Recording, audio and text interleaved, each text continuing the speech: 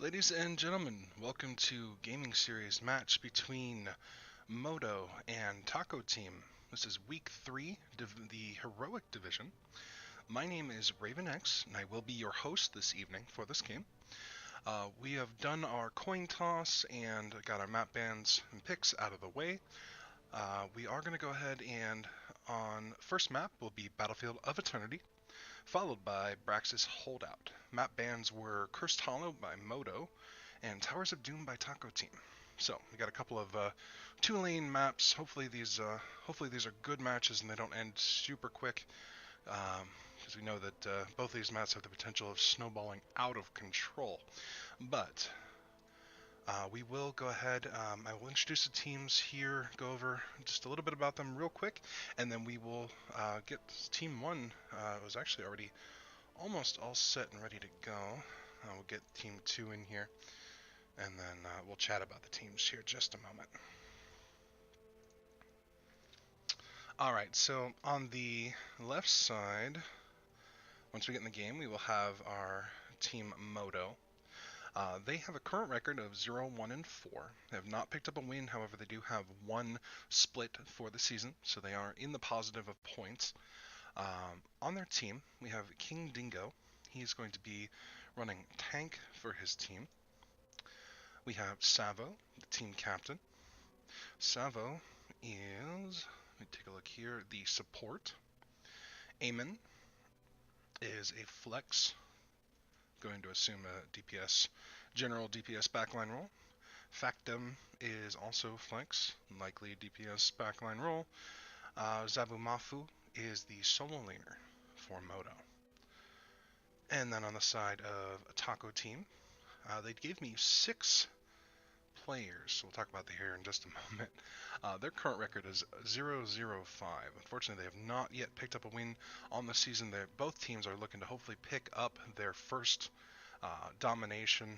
In the case of Taco Team, at least look to pick up at least a single point. But of course, both teams looking to take a domination if at all possible. Now, on the side of Taco Team, we have Valak, who is running the tank role. Marl Bryan, who is also the captain. Let me go ahead and designate that here real quick. He is on the solo lane role. Darklink, Shady, and Draco were all given to me as ranged flex, so maybe not quite sure who they wanted to put in, or they didn't want to tell me. Maybe they're trying to keep it secret. So we'll see who's playing once we get into the game. And then we have Frank on support. Now, like I said, both teams looking to pick up their first win of the season. We will go ahead and hop into, we're going to be in our draft here in just a moment. We've got our draft, or our lobby set up. Let me get the teams set up properly. Team 2 gets first picks.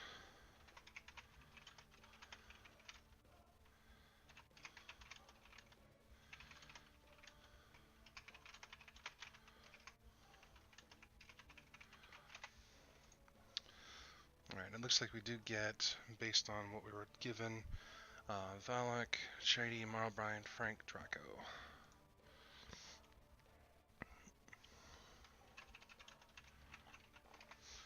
Alright, let's make sure that everything is set up here. We have crowns on the correct players. And then, looks like we want Chidey and Savo all good.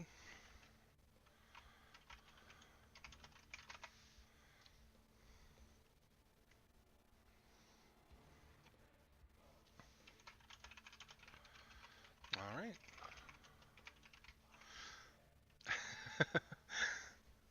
Alright, so we're going to go ahead and get started here in 3, 2, 1. Alright, now, game number 1, Battlefield of Eternity. It's a wonderful map for, like I said earlier, just kind of hard pushing with the Immortal.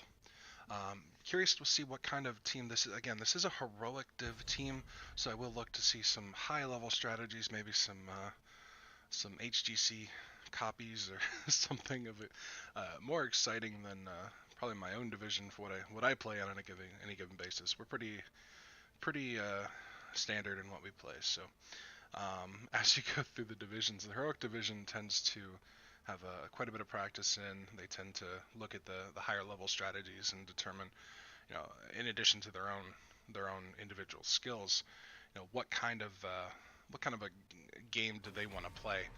And from the side of Taco Team, we're going to go ahead and get a Phoenix ban off the bat. Week to week, it doesn't seem like there's been a lot of variance in the first bans. It kind of depends on the level, depends on the scouting from each of the teams. Uh, the highest level of play, it may be that Phoenix is just it's very strong if you have a really strong player on him.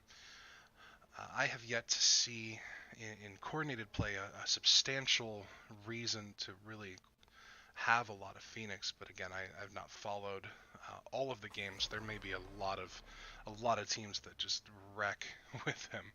And then on the side of Modo, we have a Hanzo ban. Very standard, um, very strong ranged carry. So that ban is more than good as a first ban. Then we have Greymane, first pick on the side of Taco Team. Now, Greymane seems to have fallen off a bit. I still see him quite a bit. He is still a high priority character behind characters such as Phoenix and Hanzo. So um, he has a decent amount of burn, great finish potential, and poke. And then Modo brings out Blaze and Stukov. Blaze is just top solo lane, great wave clear, great engage, disengage, wombo protection, you name it. Blaze has almost everything. And then Stukov, of course, typically the most contested support in the game, just because of his silence pool. He has massive amounts of healings. He does, again, quite a bit, and he even has a substantial damage potential as well. On the Immortal, you do get a decent amount of burn if he can safely auto the Immortal. Blaze offers an okay burn. Again, it's not super substantial, but it is. Again, everything else he brings is good.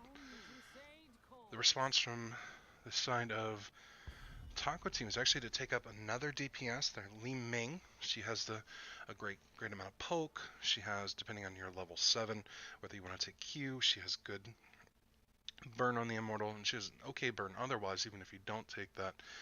Typically, you're looking to see the Calamity just to let her help finish, but with Greymane, unless they're going full dive, which they can with the Joanna, I would imagine to see more of a burn build out of her. Now, Joe, trying to think when maybe they're expecting to see something from the side of Modo. She is a good tank. She is not the most highly contested. She's behind Diablo and Garrosh right now. She does offer nice protection against physical. She's good engage. Is okay to be poked to an extent, depending on what she talents into as to whether she can actually take a lot of damage from poke. And on the side of Modo, we have the mouth ban. It's a good response to the Stukov pick on their side. That does choke two of the most contested supports in the game. Leaves Taco Team to have to kind of dive into their support pool and determine what's going to work well for them. And then Taco Team goes ahead and bans out the Maiev. Maiev combos really well with Stukov and Blaze both. So Maiev is just a lot of wombo potential, a lot of dive potential. Doesn't offer a lot of burn, but she does, again, okay damage on her own. So letting her going through the first round of bans, I'm not surprised to see her on the second round of bans here.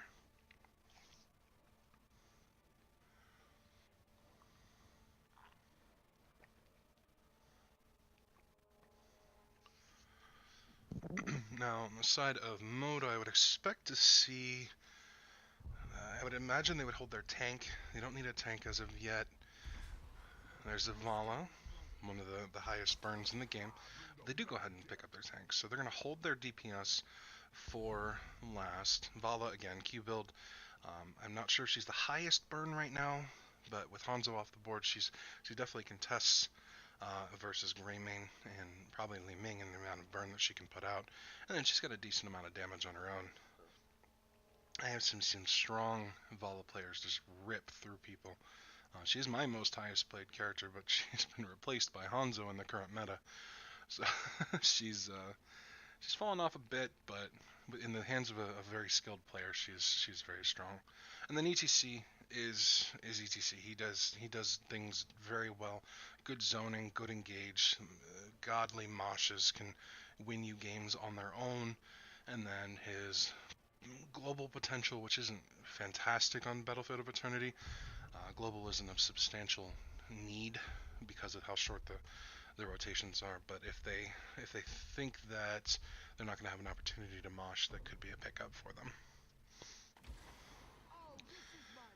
Final two picks from Taco Team. Leoric, good off lane. He does have the potential to beat Blaze if he lands his E and doesn't take a ton of damage. And then at 4 he has the great wave clear. And then Lucio, just a good all-around tank. A good all-around support for his team. As there's a lot of poke on the side of Modo, he will be able to heal his team up in between so long as they don't take an excess amount of damage. And then Modo actually responds with a Tyrande, so that's a little bit of an older style. Tyrande's trait will help to burn the Immortal substantially, and if she can get a good amount of owls and stuns out, that will help to carry the Vala. So they are kind of all in on their burn here. So game 1, first draft out of the way. We're going to go ahead and get started in the game.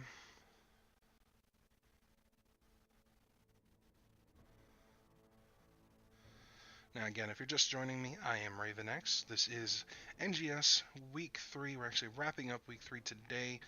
Modo versus Taco Team, two heroic division teams. I'm actually excited to cast my first heroic division team. A lot of my previous casts have been mostly, I think, completely Div D. So we're going to jump all the way up to heroic Div, and hopefully I can keep up with the action. If not, then we'll talk a little bit about the strategy we're seeing and the state of the game at any given time. But let's go ahead and we'll announce our characters on the side of Modo. We have King Dingo on ETC, Factum on Vala, Amun on Tyrande, Zebumafu on Blaze, and Savo on Stukov. And on the side of Taco Team, Shady on the Li Ming, Draco on Greymane, Frank on Lucio, Valak on Joanna, and then splitting off to the top lane, we have Marl Bryan on the Leoric. Alright, so we're going to see a pretty early split. Neither team wants to look to cheese or engage too hard in a lane. We're going to see what happens in the solo lane. It's going to be a pretty good, either we get a one-sided fight in the solo or a lot of push in the bottom lane. I imagine Chidey, if she can get shots off, or he can get shots off on the towers, that'll be a pretty good amount of siege for them early on.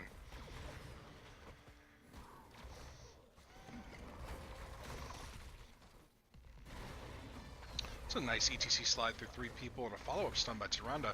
Actually going to get a nice Lucio kill, first blood of the game in under 1 minute. That was a great slide by King Dingo. Actually going to go ahead and look to get Li Ming too, but it's got to kind of get back to his team so that Joe doesn't put too much damage on her. Now looking up top, it actually looks like Zabumafu is kind of putting a hurting on Marl Bryan. It's a nice spooky hand on the Blaze. With the wave clear, at least until 4, Blaze may have the upper hand. We'll see what happens once level 4 is picked up by both teams. Valak's positioning in the bush, looking to catch someone too far out. Just going to be a poke war on both sides. ETC playing very aggressive.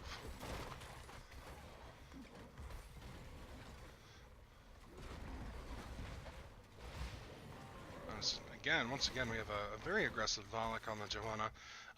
Both tanks looking to just get as much disruption as possible, have their team follow up and get the damage out on the back line, try and secure a kill for the team, preferably before the objective, which is going to be up here in just a little under 30 seconds here.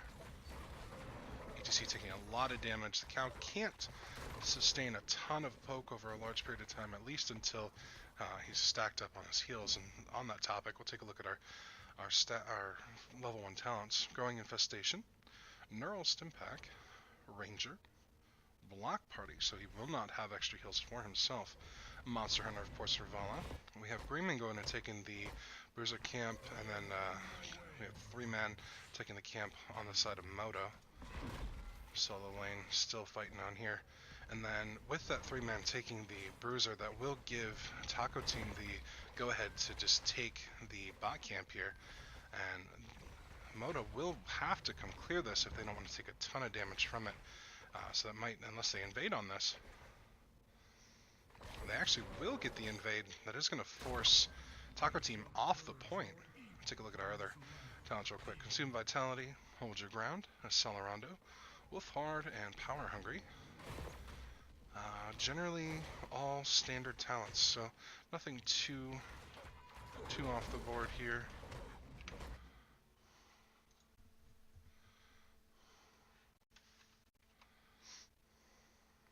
Go ahead and pause real quick. For the side of Modo, they did lose Savo. Excuse me.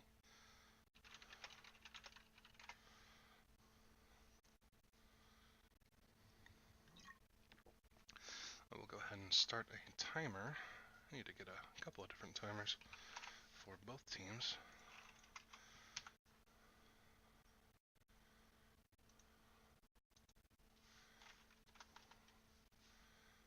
Alright, so there's one timer for the side of Modo, and we'll set up another timer just in case for Taco Team.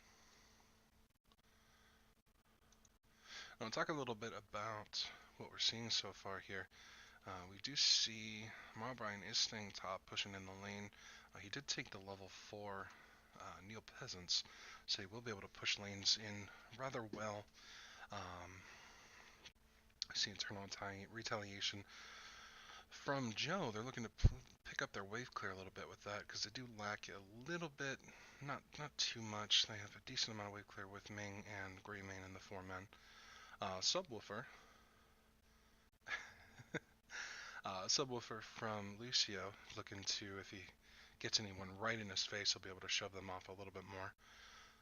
Thick Skin from Greymane. There's a lot of AA on the side of Savo, or on the side of Modo, so that is a potential issue that can be negated there. And then, of course, Dominance pairs well with everything else that Ming is going. I would imagine, well, like I said, it's hard to tell. I would imagine Q or Calamity, of course, are the go-tos if you don't pick up Orb at 4. But on this map, the extra burn from the Q talent at 7 is a nice thing to have.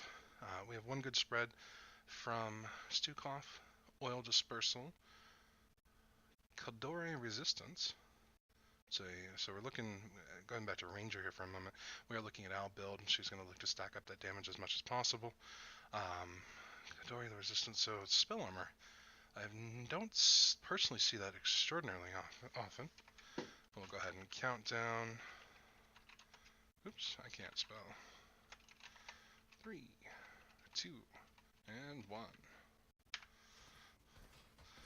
And loudspeakers and puncturing arrow. So again, standard talents so far from everyone. Now I don't recall, I believe that Modo got a nice little head start on this Mortal, and they're going to go ahead and keep that moving in with the Tyrande, depending on where the cooldowns are on her trait. They will win this pretty handily. They send Joe, Taco Team sends Joe to try and contest, but it doesn't look like they're going to get much out of that. And then Modo, of course, with the win, will just walk in and take their globes, try and see what they can pick up. But Taco Cat has sent back Leoark, and they're just going to go ahead and back as a team and get ready to defend this Immortal top. Now, depending on the amount of damage that Modo gets out of it, there's not very many shields left. Taco Team did make the correct call on just to continue to burn as much as possible. They're going to get at least 2 towers, see what kind of damage they can get on the fort. Probably not a substantial amount. Might get a healing well here. is the healing well. Very little fort damage. The Taco team will be able to defend that nicely. Level 7s do get picked up first, of course, not too far behind is Taco team. Within my reach, True Shot Aura, Incinerator Gauntlets, and Echo Pedal and Repeating Arrow. Echo Pedal, it's not super. It is standard. It's typically between that and the other W talent at 7. Again, just like with Taco team, they're maybe looking to pick up their wave clear a little bit. And we're just going to skirmish a little bit. Probably both teams looking to fight over this camp, see if any team gets a decent enough advantage to be able to take it over that. A positional advantage is difficult when you have a Joanna and an ETC. Both can do quite a bit to disrupt and cause havoc in the backline, so long as they don't overextend. Joe has a nice escape. It is on a decent cooldown, so the side of Modo may look to take advantage of that when it goes on cooldown. Bottom, we do have Malbrian is just eating through the mana of Zabumafu. Again, with Neil Peasants, he does have a pretty substantial amount of wave clear. Now that Incinerator Gauntlets are picked up, that should help some. Valak is going to go ahead and go right into the backline, cause as much havoc as possible. Pops is unstoppable right before the silence goes out, so that's good. ETC on the backline. They do take the camp on the side of Taco team, but they are actually pretty low. That's dangerous to continue to engage on this.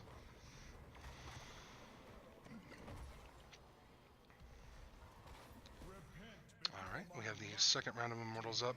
Taco team does have a little bit of a better setup here. Modo has a slight lead in experience. They do need to go ahead and clear that camp, which will give Taco team enough time to just poke out the Immortal just a little bit. Take a look at their level 7s. They did actually take Calamity, so they're looking more for the team fight than the burn. Quicksilver bullets, so Greymane is looking to stay safe with the range. We'll talk about the rest of the talents here in just a moment once the action backs up just a little bit. All 5 members of both teams are here. Again, Modo has almost a half a level lead, so they do have time to kind of just waste while they pick up 10 slowly, but they can't get poked out too much by the Li Ming, or it will force them to back early. I'm going to go ahead and send Vala with her Q damage to burn by herself. Once the Taco team sees the damage going down, they will know that somebody is down there, and they'll go ahead and look to engage. Valak did get silenced out of before his trait could go out. That was a fantastic lurking arm there. And without a tank, Taco team after halftime will have a little bit of a difficult time actually engaging fully on the Immortal. Modo is looking to defend. No, they're going to go ahead and come up here and protect their Vala. She's in a little bit of a dangerous spot. Greymane looking for a nice flank on Vala. Now, Factum is very low in mana, so without the mana, Qs are going to be not be a factor in the burn, but it is low enough that they can go ahead and back up and tap, and they're actually going to look to defend. This is dangerous for them with how low everyone is in regards to mana.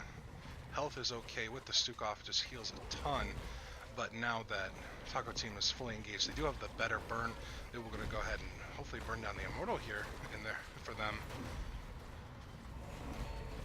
They do get the Immortal. 10s did not get picked up during the team fight, so Taco team is just going to look to back out of there with the Lucio. That was great play on their part to be able to avoid the engage, force Modo out with their low mana pools at the time. Alright, we'll talk about our level 7s here and our level 10s being picked up. We do see Sonic Amplifier, so we're not looking for the extra... we're not looking to have a ward in the boombox, and then we have less momentum and drain momentum from Leoric. Okay, Tyrande does throw out the Starfall. ETC does slide in, however he's going to get stunned and actually eaten alive by Taco team. Very little, just a wall get taken by the Immortal of Taco team, just like Modo got top. Meanwhile, Zabumafu is pushing this in, got quite a bit of damage up top, but he's going to get forced off by Marl Brian. Let's pull up our level 10s here. We do have Flailing Swipe, Bunker Drop, as we saw up top, Starfall, Mosh Pit, and Rain of Vengeance. We have Entomb on the side of Taco Team, Blessed Shield, Sound Barrier, Cursed Bullet, and Wave of Force. All standard pickups from the team. It looks like we had an Entomb and a Blessed Shield go out at some point. Looks like it was most likely during the fight that happened down here at the bottom, as well as a Flailing Swipe, most likely to disengage that engagement. Alright, so both teams have a decent amount of damage on the others' camps, or others' forts, top for Taco and bottom for Modo. Both teams did pick up their Bruiser camp. The next Immortal is coming up just now. Zabumafu positioning to pick up this camp. Looks like his team's going to go ahead and join him. Then we have Savo. Interestingly, they left their support solo bot. So he's not going to do a whole heck of a lot to defend this. Looks like he's just going to go ahead and leave it. That may give Taco Team the capability to go ahead and pick this up before they rotate to the Immortal. That with they have a slight lead in experience that will give them quite a bit of a boost to 13. They're just going to go ahead and poke it one more time with Li Ming and cap that. They do have level 13 now, however, Modo is on the Immortal and burned it to halfway before Taco Team could even show up. Okay, no ults burned as of yet. Marl Ryan might be looking for an Entomb. He does get two people. Got a nice set of abilities go on Vala, however, she does get into the bunker. That was a fantastic use of bunker and being able to jump over the Entomb wall.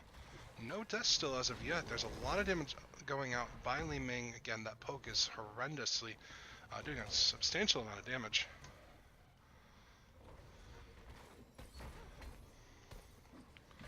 Alright, so we did get some taps here from the side of Modo. They're going to go ahead and look to engage. All the ults did go down for both teams, except for Sound Barrier that did attempt to go down. They did trade a Lyric for a Tyrande, followed by Vala, so there is most of the burn for the side of Modo, and they're just going to go ahead and chase off Modo here at this point. They only took a Lyric death, so that is not too bad for them. They're going to go ahead and start working on this mostly full health Immortal here. They will look to poke out with Chidey on that Ming. Scary amount of poke. Leo did come back up, so they got two warriors, more than enough to keep Modo away. But once they're all back up, is it going to matter? Are they going to be able to burn this Immortal quickly enough before the Greymane on the other side can do it alone? Alright, Great Bunker goes down to go ahead and defend them. And that do get a ult from Lucio to defend his team, just save Volok just in time, and that actually Draco doing a ton of work, but not quite enough to get the Immortal for his team. So Modo did come back in and pick up that Immortal. They're going to go ahead and look to push with it. They're going to clear up these minions back here. On top, we're going to continue to have the solo lane battle. See what kind of damage we can get on the side of Modo.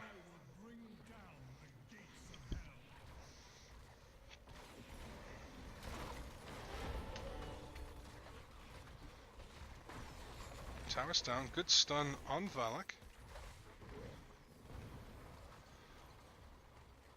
Now, this should be a free fort for them. Zabumafu is actually coming down to join. He's going to leave the solo lane, help with the push, look to maybe get a keep wall out of this.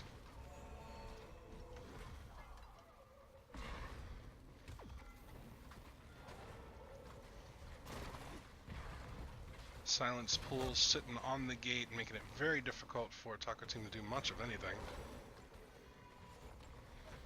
The wall does go down, and they're just going to go ahead and leave it. The Immortal will get the health, or the healing well, and then Modo's going to look just to rotate immediately up to this top fort and take that down as well. Just pick them up the experience lead in that final pickup. Taco Team's going to go ahead and look to rotate on them before level 16 while they're on the even talents here. I do get a Zabamafu in the Entomb. There's a great use of Bunker to get out of the Entomb. Marl Bryan takes a ton of damage. That's fantastic use of that ult. I honestly, personally, never thought of using Blaze to escape the Entomb, and that's something I'm going to put in my back pocket for a future use.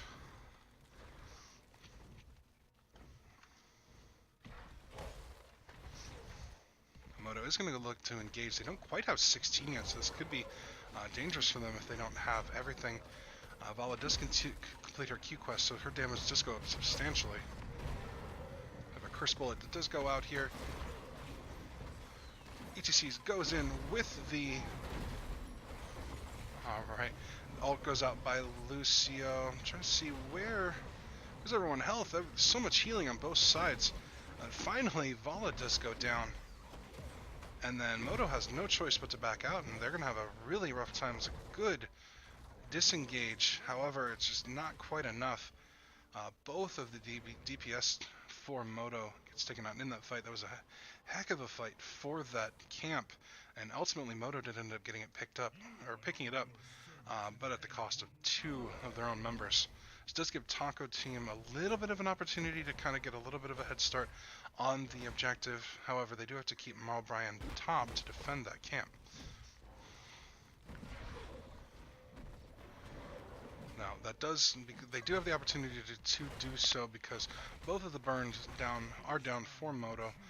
They do have Vala just coming back up. She will rejoin them on their Immortal. And this is in a decent position for Taco Team because they can just go ahead and rotate directly to it. Toronto has not yet joined the fight. Modo's going to do what they can to defend. It's a good zoning and tomb there. Not doing much for his team though, so Modo's going to come in full strength on this, and they're going to pick up the Leo. Very low, Lucio and Ming. There's a sliver of health left on that Immortal for Taco Team, so they're going to go ahead and tap up and then come back and just poke that. Hopefully quickly enough for them. Quickly enough before Modo burns through it with Vala. Vala has a substantial amount of burns, so they're going to send Valak down to kind of push her off that. And if they get anybody else down here in time, Vala may be in big trouble. Meantime, they're trying to defend from the Li Ming poke, but she's going to go ahead and get that just one round of Q and W. And in the meantime, looks like Greymane ate a stun from the Immortal, ended up killing him off. So unfortunately, Taco Team does have the Immortal. They are short one of their siegers. See what Ming can do. Oh, a missed ult by Marl Bryan.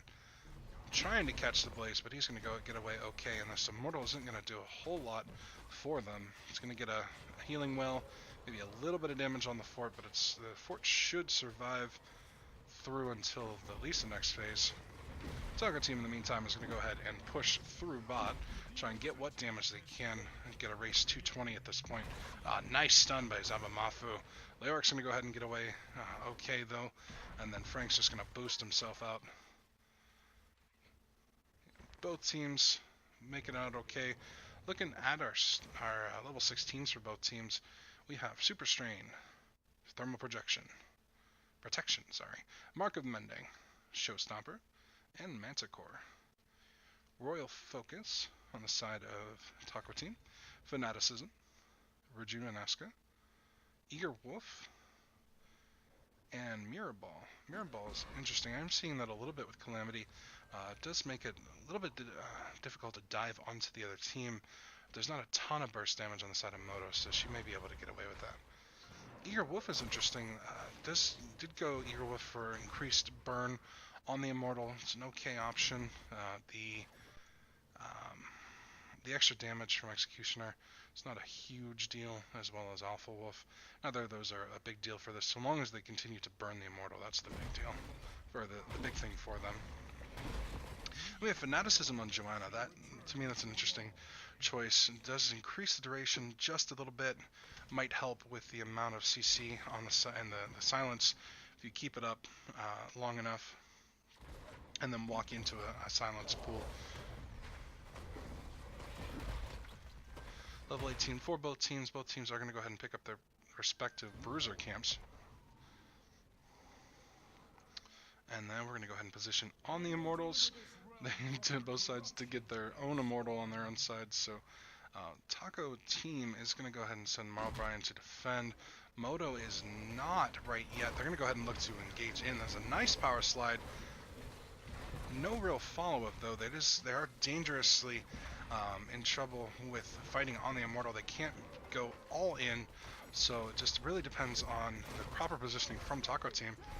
Good ult by Lucio, may have been a little bit early, but he wants to try and keep his team alive as much as possible. And this burn from the side of Modo has worked out really well. The Tyrande does give them, between the Tyrande and the Vala, gives them an advantage in the poke war. And then a fort does go down top here on the side of Modo. They're going to go back and defend. They know that they've got an advantage on the Immortal. They have a little bit of time to go ahead and clear this up before it does any more damage to them. And Taco team is opting to send Chidi on the Ming to attack instead of Greymane. I think that's a bit of a mistake on their part. I think Greymane has more damage for them. We're going to get a little bit of an engage on the Leoric. Is going to go in and reduce the damage as much as possible from the side of Modo. Nice 3-man stun in from Zabumathu. Let's see if we can get a... Well, he did go down. He's not going to be much of a factor anymore. King Dingo goes in, hopefully maybe for a mosh, but he ends up biting the bullet as well, followed by Tyrande. And Savo's not long for the world either. So Taco team has an impressive amount of team fight going on here. And with that, once again, they can go and start burning down the Immortal much more comfortably this time. Though they do have to be afraid of the Vala showing up and finishing off the Immortal for the side of Modo. So that's why Valak is going to go ahead and stick around and try and poke at Factum as much as possible. However, with the Blaze here to defend her, they actually should be able to actually put enough damage on. We'll have to see. This is going to be a close one. She even opts to ult on the Immortal to burn it down.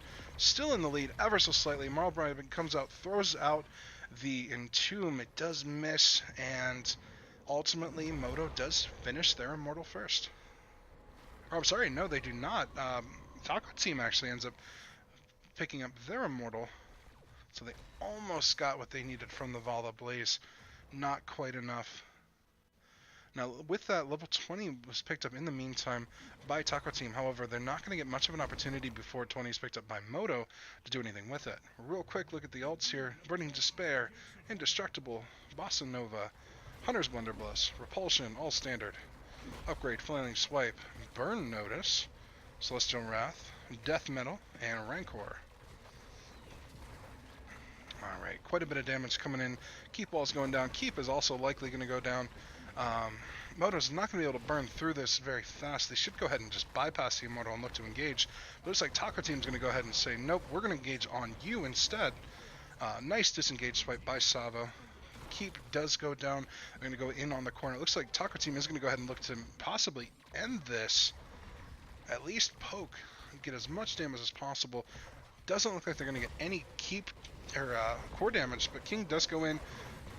Oh, the cancel on Lucio's ult and the death on Greymane. They may have definitely overextended here a little bit.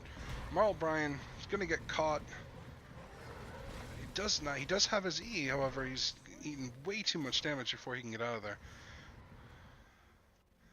So ultimately, the Greymane and Leo go down. They do trade for a keep, however, they had already gotten the keep by the time those two deaths had taken place. So again, I think they had overstayed just a little bit. They didn't have quite enough to really win the team fight there.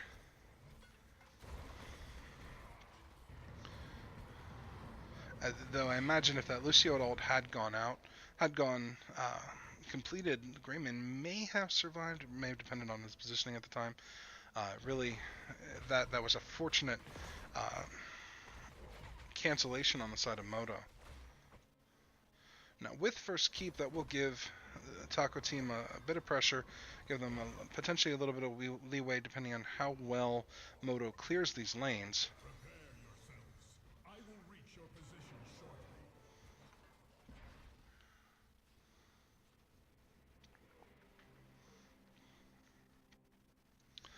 Alright, and then Taco team is going to go ahead and rotate down to this camp. Modo is going to grab their Bruiser. Bruiser was capped earlier by by Modo. Must have. Oh, okay. They rotated over during the death timers. All right, Modo's going to go ahead and look to just go ahead and get started here a little bit ahead of time from Taco Team. They don't have the ability to just ignore Modo with the burn potential of Vala Tyrande, so they're not. They're going to go ahead and dive deep into the Stukov. Bunker goes down in the Entomb. Marlbrian goes out. He is so close. Ends up surviving just barely. Vala goes in a little bit too far trying to secure the kill and gets killed for in response. Draco dives in. He's forced back. Good disengagements by King Dingo this game.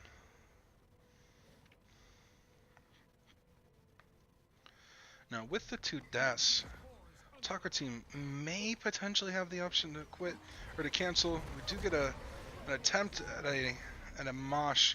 However, that does end up with a Leo death. It is a 4v3 on the core, but King Dingo and Amon are both very low, as is Zabumafu. This may very well be just enough for Taco team to take the win, as long as they don't eat a ton of AoE from everyone. And Taco team does focus very well on the core, ignoring the pokes by Modo, and they're going to go ahead and take game number 1. It was well played by both teams. Neither team had a substantial advantage at any point in that game. We'll go ahead and we'll look at the stats summary here in just a moment.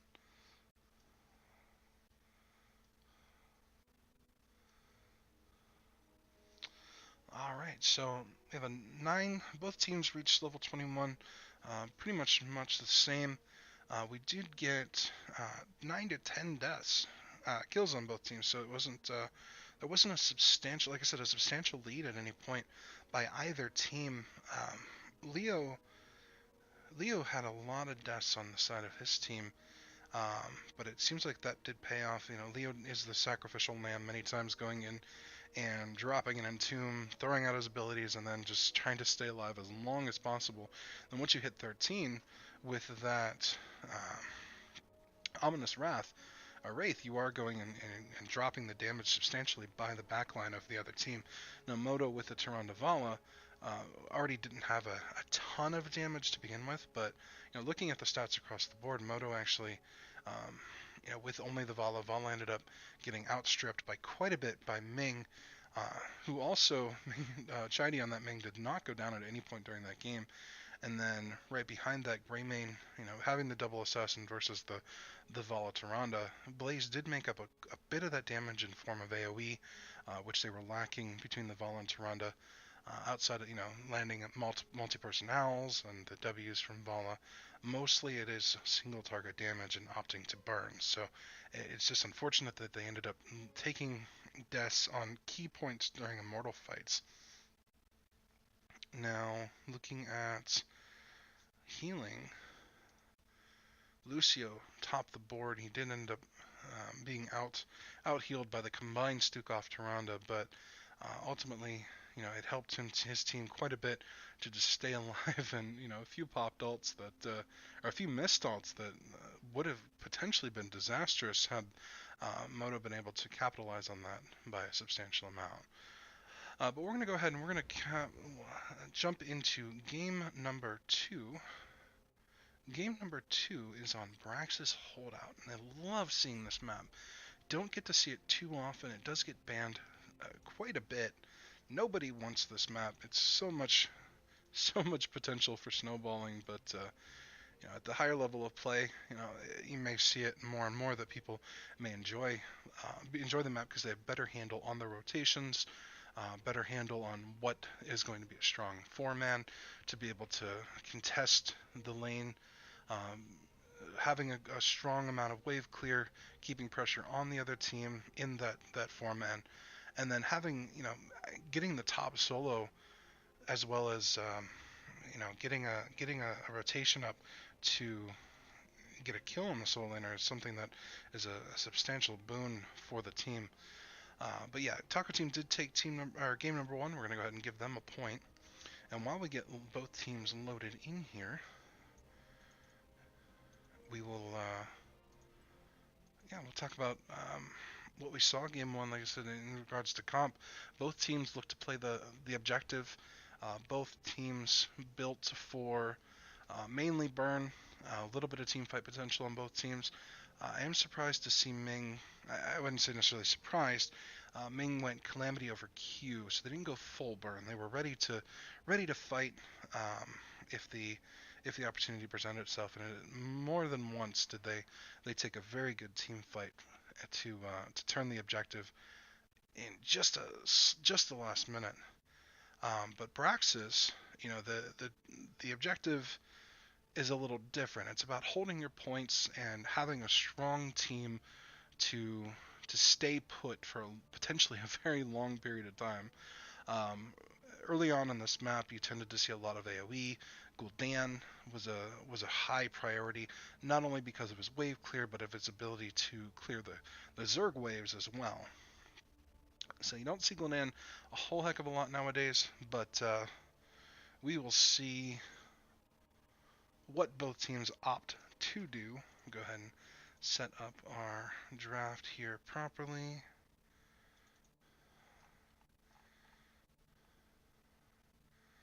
Get our hats properly on, everyone. Get our coin toss here. No coin toss. We have first draft going to Modo.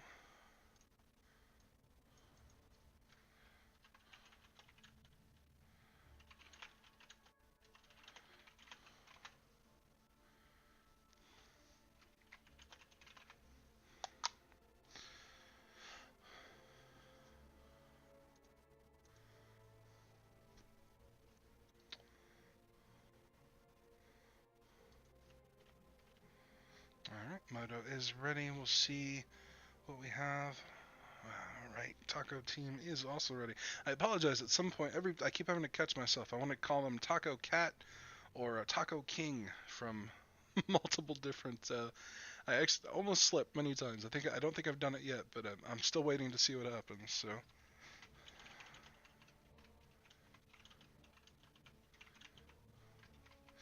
Alright, 3, 2, and 1. Now, if you're just joining us, this is Game 2 of Modo versus Taco Team Heroic Division Week 3. If you've been with me so far, if you've enjoyed the cast, please go ahead and throw me a follow. Support is greatly appreciated, and hopefully I will continue to cast week in and week out for NGS and improve my skills, make myself more entertaining, as well as bringing the teams out in the open for you guys to see.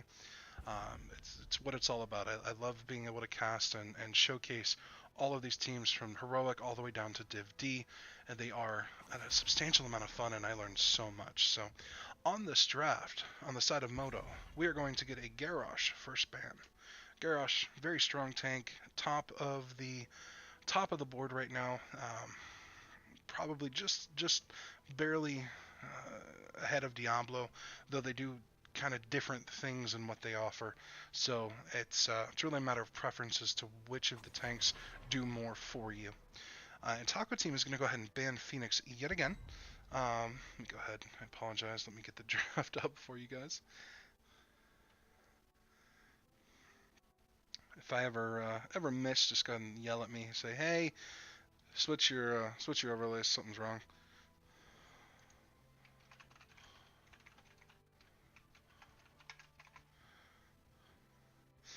Alright, so look at our first picks from Modo. We did see some prioritization, like I said, for the support, or for the map. They took support and Stukov and Blaze first game one. So they They were looking to pick high tier supports in off lane. Game 2, however, we're going to see a Maiev first pick. Not surprising at all on this map. They're going to look to hold points and kill everything.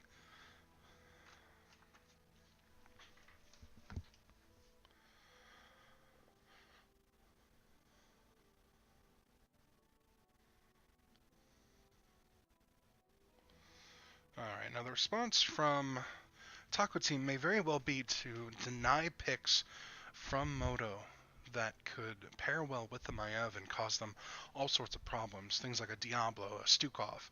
Stukov being highly prioritized and taken by Modo to begin with. There is the Stukov, of course. First pick, typically first pick priority. Since Modo opt for the Maiev, they're going to take it first and second. Then a Hanzo, who is, of course, highly prioritized in the DPS. Just all around great hero on this map, especially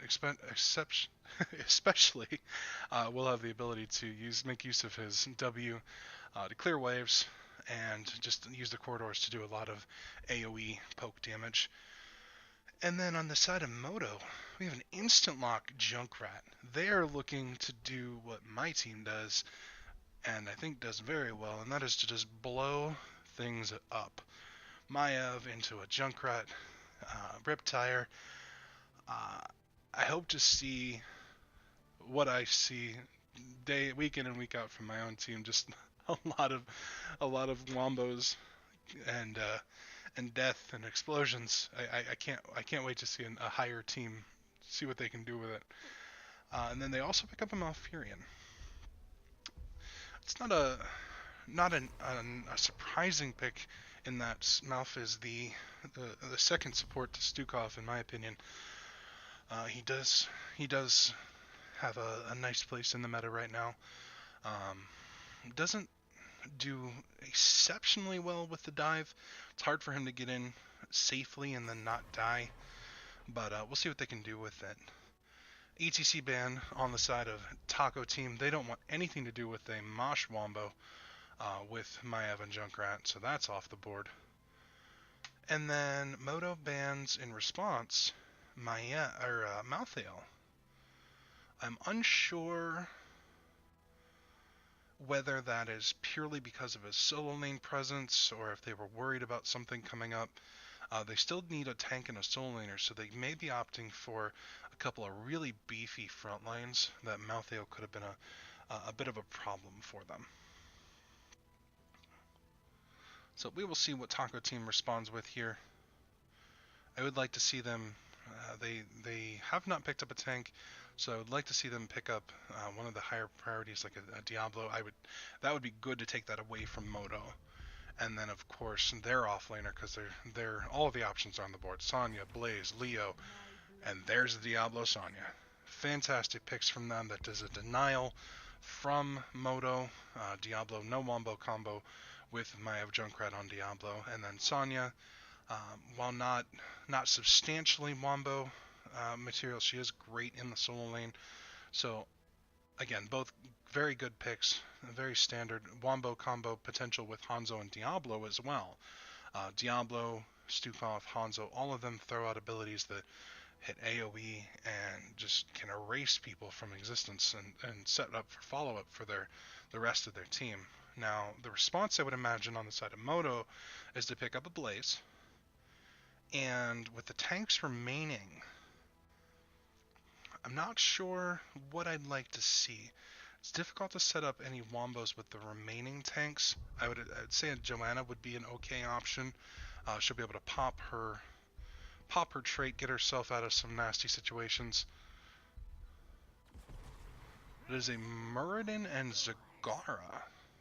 So Muradin, strong tank all around. He does offer a lot of self-sustain, take some pressure off the support, which, with a mouth, that the Malfurion doesn't have to worry too much about Muradin. He can focus more on keeping Maiev alive. And then the Zagara is an interesting pickup, in my opinion. For the map, she can look to AFK, push all day. The global isn't a huge factor on the map. does have the potential to be of use. It's just really hard to find good places for the Nidus. But with the final DPS pickup here from Team Taco, I would like to see a finisher, of course, maybe a Genji.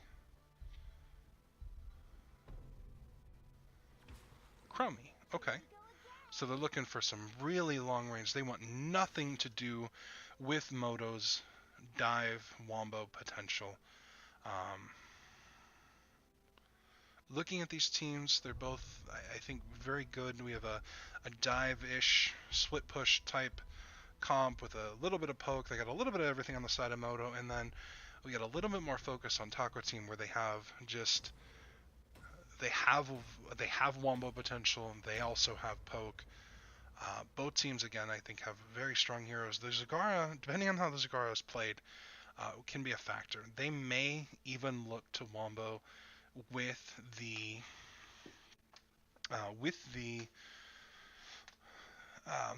Maw, and you don't see it a whole heck of a lot, but it is there. The potential is there, depending on how well your team does.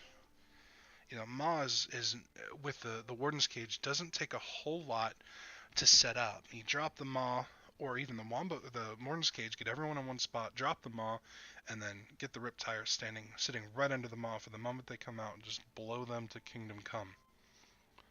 So I'm excited. I like I said, I love to see the Maiev Junkrat combo, and then Diablo Hanzo. Both of those have the potential to be great comboed abilities. CC chained into just, we're going to delete you from existence. And then on this map, I would give it to Taco Team just a bit. Their wave clear won't really come online until level 4, whereas Modo has an okay amount of wave clear right off the bat that will scale as time goes on, especially if we get Nishes out of the Maiev here. Now, we'll go ahead and introduce our teams here real quick. On the Zagara, we have Zabu Mafu, King Dingo on Muradin, Factum on Maiev, Savo on Malfurion, and Aemon on Junkrat. On the side of Taco Team, Marl Bryan, Sonya, Frank on the Stukov, Valak on Diablo, Shady on, looks like the Chromie, and then Draco on the Hanzo.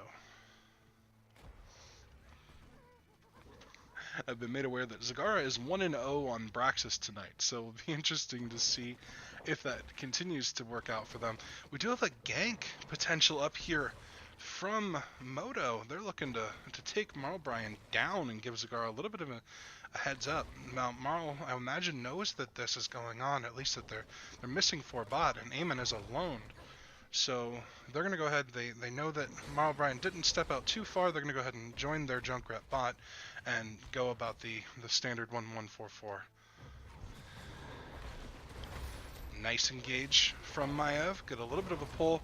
That is going to end up with a Junkrat kill on Stukov.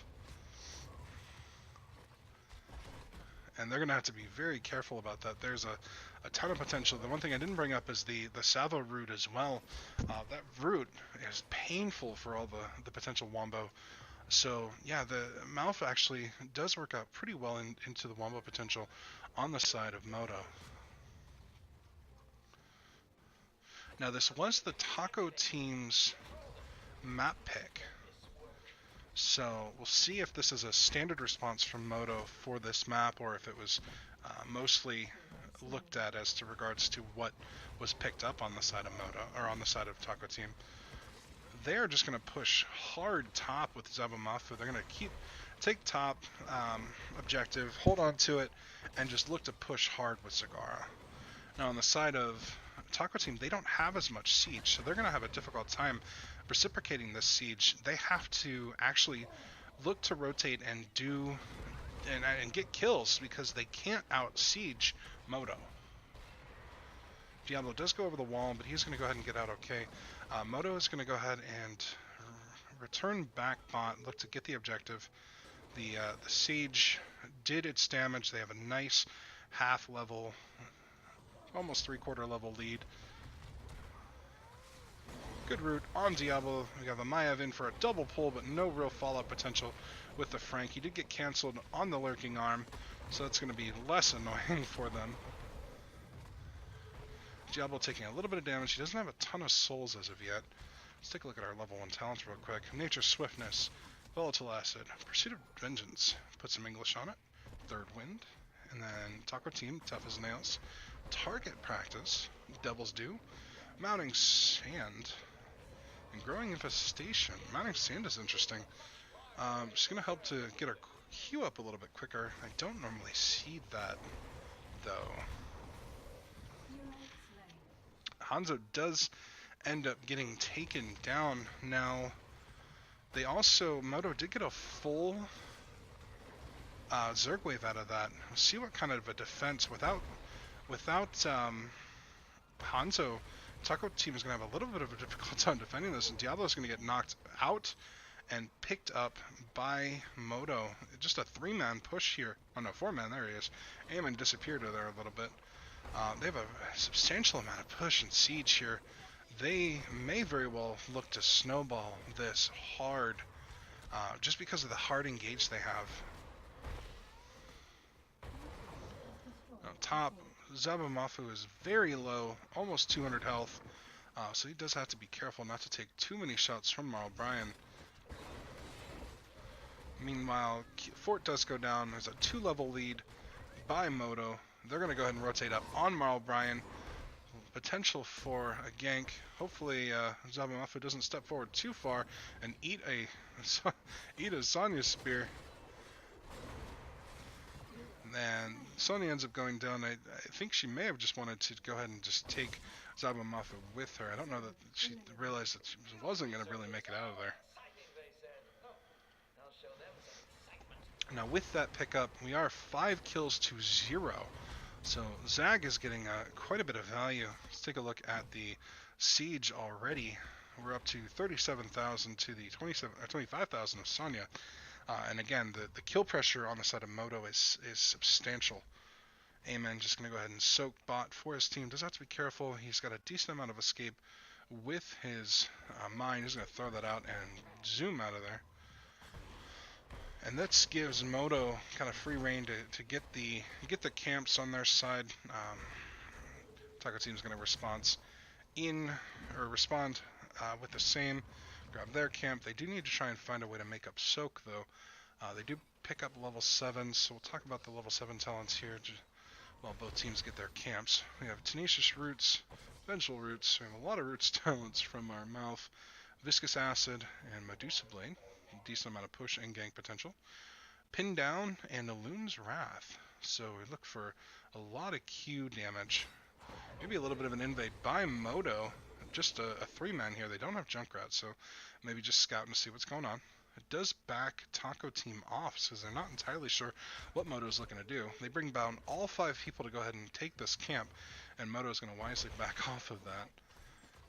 Do have tricky shuffles and Bonzer hits from Junkrat. That's an interesting decision. Maybe looking to get some more finishes on the mine. I don't often see the mine talents. Definitely Q tends to be the preferred option, though I guess if they're looking to snowball early, win the game quickly, they don't really care about a super late game scaling ability. And then on the side of Taco Team, we have Battle Rage and Poison Spear, Explosive Arrows, Dragon Hungers from the Shadows Soul Shield, Bronze Talons and Dragon's Eye, 1 good spread and within my reach, and then Temporal Loop picked up by Chromie at level 8. Level 10s should come up shortly. We do have the Maw from Zabumafu, Containment Disc, they're not looking to wombo with the Warden's Cage. Rip Tire, Avatar, and we don't have a pickup from Mouth yet. He may hold that for the ults from the other team. But with the 10 advantage on the side of Modo, they do have the potential to go ahead and take a good fight. Taco Team looked to go ahead and take get advantage of the positioning there, but with the ults out by Modo, they're going to go ahead and look to fight. They do, in the meantime, while they're fighting, take a full Zerg wave to 0% of Taco Team, so they have a great potential to go ahead and take the top for it, possibly top keep. Taco Team still doesn't have level 10, so with a Chromie kill here, they are.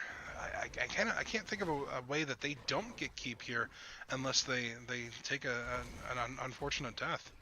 But with Sonya soaking bot, they're not even fully opting to defend this. Like I said, this should end in a keep. Diablo pulled. Diablo promptly killed. Draco's looking to poke. Frank looking to silence, but neither of them is going to get a whole hell of a lot done. There's going to go the keep with one Sonya bot and a dead Diablo.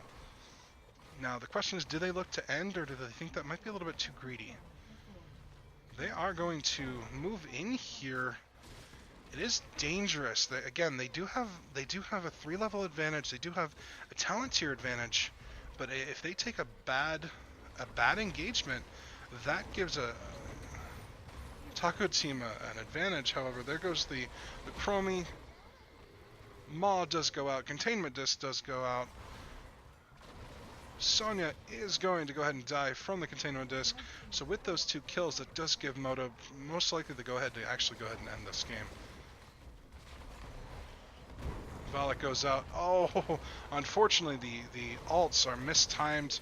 Valak drops his Apocalypse, and then the enemy team is knocked completely out of it. But with the Zagara pickup, they are going to hop back out. So they pick up a Chromie. Before they go, they do need to leave now, though. They're missing all 5. 10s are up for the side of Taco Team. It is dangerous to keep pushing, so they're going to go ahead and leave.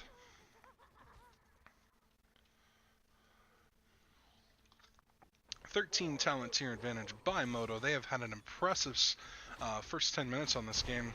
They are have a commanding lead of the game. They're going to go ahead and take the siege camp. They are not going to rotate down to bruisers, push their level 13 advantage. I wonder if that's due to Sava being low on mana. So going to opt to play safe, grab their own camp. Taco Team checking boss. We'll check our level 13s by Modo. Ice Block, Hydralisk Transfusion, Shadow Armor, Bog Down, more Mind Talents from the Junkrat, and Healing Static by Muradin. So I'm curious. I'm gonna have to go ahead and ask about the decision to go mines on the Junkrat, and then there we go. Modo game plan game 2.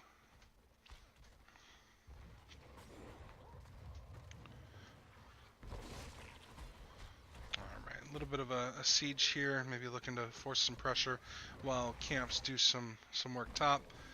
Do get a little bit of a zoning pull out from Stukov. Diablo has taken a little bit of damage. Mine dropped just short, so he's not going to stop the pull, but I think they're done here anyway, unless Zabamafu gets grabbed. But yeah, they're going to go ahead and back out. Zabamafu feeling okay with the creep. Not feeling like he needs to leave. Sonya is top. They do have vision on that, so they're going to go ahead and re-engage. Junkrat coming out with the Riptire. The Maw goes down, though. He's going to go ahead and wait. Hopefully it doesn't die. Oh, it does actually die to a Chromie W, but Diablo goes down in the meantime. So Modo is going to maybe look to be a little bit safe, though the recall on Chidi does fantastic work. Maev gets murdered there. So traded a Diablo for a Maev. They didn't get really much done bot or top. There is actually damage going out on the core, 4% down, so it gives them a little bit of a head start with this next Zerg wave. And it looks like the overlays are a little bit messed up, but that is follow the percentage, not the bar. Modo, 3-man, top. I'm going to go ahead and stick on this. Murden is looking to flank 5-man here by Taco Team, so they're a little bit outnumbered here. Level 13 is about to be picked up by Taco Team. scouting arrow to check the boss, see if Modo's doing that. This would be, in my opinion, a throw boss for anyone that decided to take the boss. Maybe a little bit of a desperation move by Taco Team, but I don't think they're gonna opt to do that. Aggressive rotation by King Dingo, followed up by everyone but Savo. They're going to go and look to engage. Savo a little bit from behind. If Diablo go in, we have the Frank get thrown into the cage. There goes a Sonya. Continue to disengage by Frank. We're going to have a little bit of a miss on our ult from Junkrat. However, Valak goes in. Last attempt to go ahead and finish Zabumafu. Almost got a kill from Draku on Zabumafu, but going to get one death on the side of Taco Team in the form of Sonya. And then Modo is going to continue to count up on their Zerg wave. 82%, 84, 6, 8, 90. We're going to get a count, or a cap on the other side, 96%. So they only need a little bit more. No, everyone is still alive. We're looking at Containment Disc and Apocalypse up for each team. That's the only alts currently up. We have almost all the alts up on the side of Taco Team. Modo has another 20 plus seconds on theirs, so now is an okay time for Taco Team to go ahead and engage and try and turn this around in some way. But no, Modo is going to go ahead and get the last 4%, and Taco Team is not going to really have much choice but to go and defend. And Modo is going to look to aggressively rotate in on them. King Dingo in hardcore, going on the Chromie. Maiev, once again, a little bit of on the side of Modo this time. They do throw a containment disc on the Draco. He gets away okay. Little bit, again, a couple ults come out. Apocalypse, Flailing Swipe, disengage, but they don't get anything done with it. So it's unfortunate that it's not working out for them. The plan to Wombo isn't doing a whole lot for them. We do get a Zerg wave push in bot, takes bot keep, and Moto's going to look to go ahead and end this with the 16 advantage.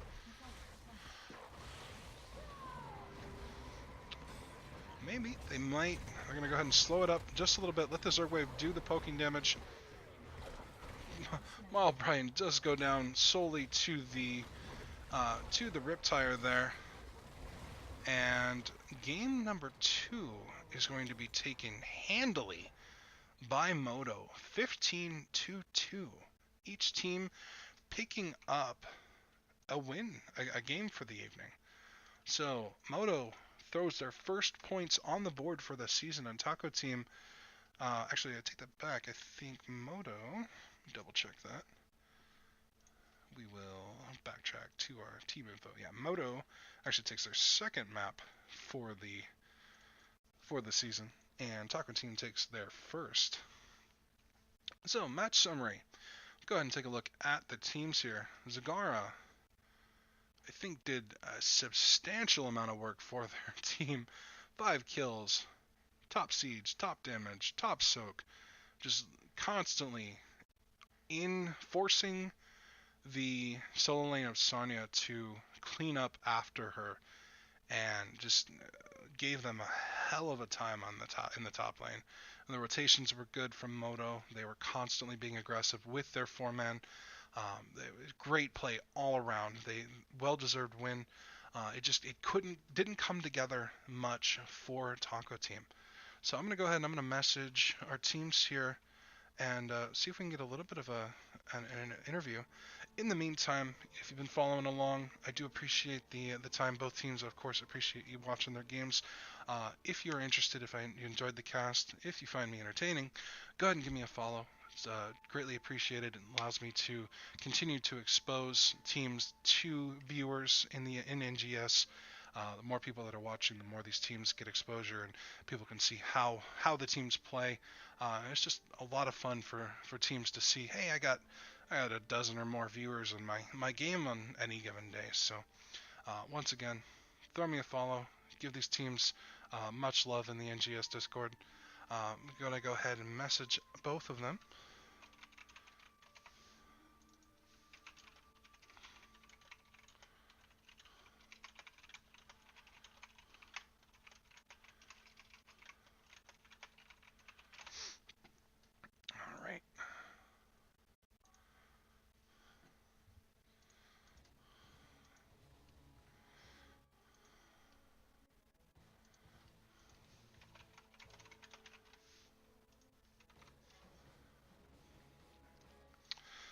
right, let me give Savo a call here.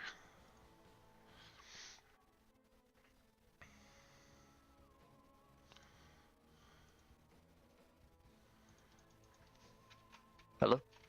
Hey, Savo. Hey, Raven. Hey, how does it feel to pick up a game for the season for you? It was pretty bad. I feel like we played terrible our first game, so truthfully, it feels pretty bad. Well, I I, mean, I, I really thought we needed it to 2-0 tonight, and so pretty disappointed about it overall. But at least when we got a little warmed up, we showed what we can do in the second game.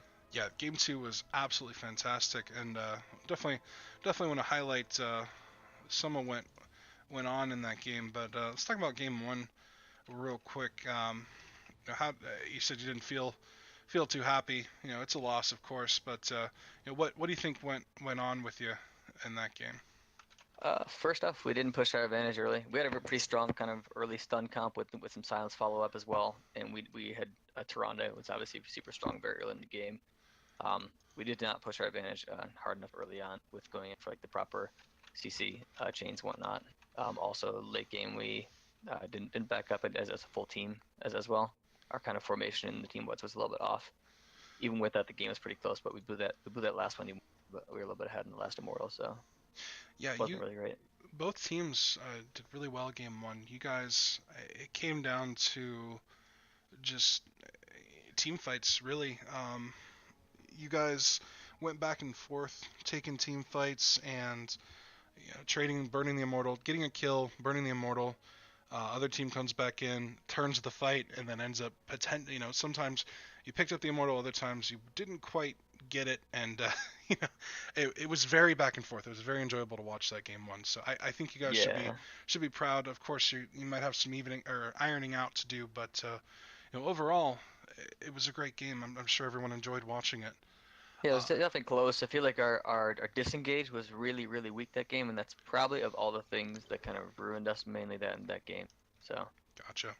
oh well. Well, you live, you learn. You guys actually chose that map.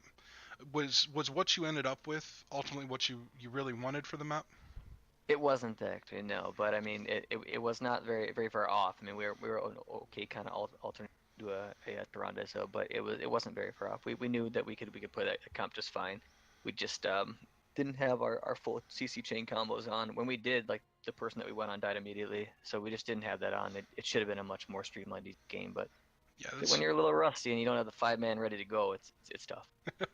that's one of the dangers of a Tyrande is where she is in the meta. She's very much a niche pick.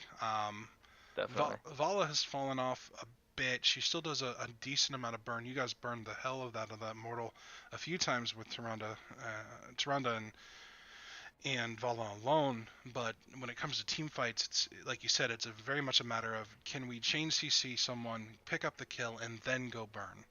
So Yep, and then if it doesn't work, we have to back up smoothly as a good five stack and not like plump and not get nervous backing up. So, yeah, that's what happened. so for you guys, game two was you guys just absolutely annihilated that game. What was that game what you wanted in regards to the comp, or did you react a bit to what you saw from the other side?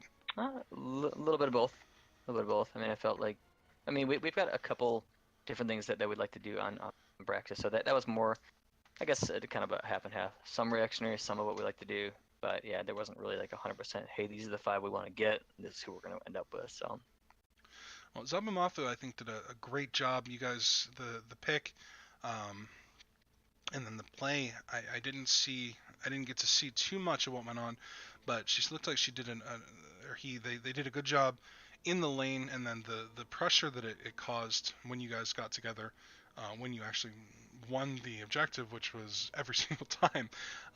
It was a substantial amount of push from the side with Zagara, Junkrat, the constant threat of the Maiev Muradin going on the back line, yeah, and then you guys you played that game absolutely fantastic. And then looking at Taco Team's team comp, they had the potential for the Wombos, and it looked like it never came together um, to punish you guys in any way when it was there, when the potential was there. Yeah, it's tough. I mean, we knew that their only way kind of back into like a big team fight was just Chromie's ult because we didn't really have a full cleanse having Malfurion in. But I mean, as long as we pressure her a little bit, which is pretty easy to do with the Muramayev, she shouldn't be able to get too many of those combos off. Yeah, like I said, great games both. Game one was a ton of fun. Game two was just absolutely amazing to watch. There were things that I picked up that I'm going to bring to my team and say, hey, let's look at this in the future. So again, good games. Is there anything you want to shout out on the stream here? Oh yeah, I mean, shout out to my squad for kind of holding it together after a really disappointing kind of head dropping first loss there in that first game and picking it up and playing super strong second game. Um, so shout out to Jaeger who's not here today with us, and shout out to yourself. Appreciate the cast as well. So thanks for picking it up randomly at the last minute there when Graves drops out. So it's really cool of you to do that, and also to talk with you. They played a really strong game, especially in game one. So All right. Well, I thank you for giving me the opportunity to cast. I had a blast. And again, good games. Look forward to seeing what you guys do throughout the remainder of the season. yes, sir. Look forward to seeing you around, Raven. All right. See you then. Yep. Have a good one. Bye. All right. So that was Savo with Modo. They did take game two in a rather commanding fashion. They are splitting the match with Taco Team. They're going to go ahead and bring their points up to 2 for the season. Hopefully gets them on a little bit of an upward trend as they go throughout the season. But that is going to do it for me tonight, folks. I do want to thank you very much for sticking with us. If you are just joining in, we are going to go ahead and wrap up the night here. Once again, it has been RavenX casting Heroic Division NGS Week 3 Modo versus Taco Team. If you enjoyed the cast, or if you would like to see what I can do in the future, again, I am looking to cast as much as time will allow me. Go ahead and throw me a follow, and I hope to see you guys again the next time we have NGS action going on. Once again, this is Raven X. Have a fantastic evening.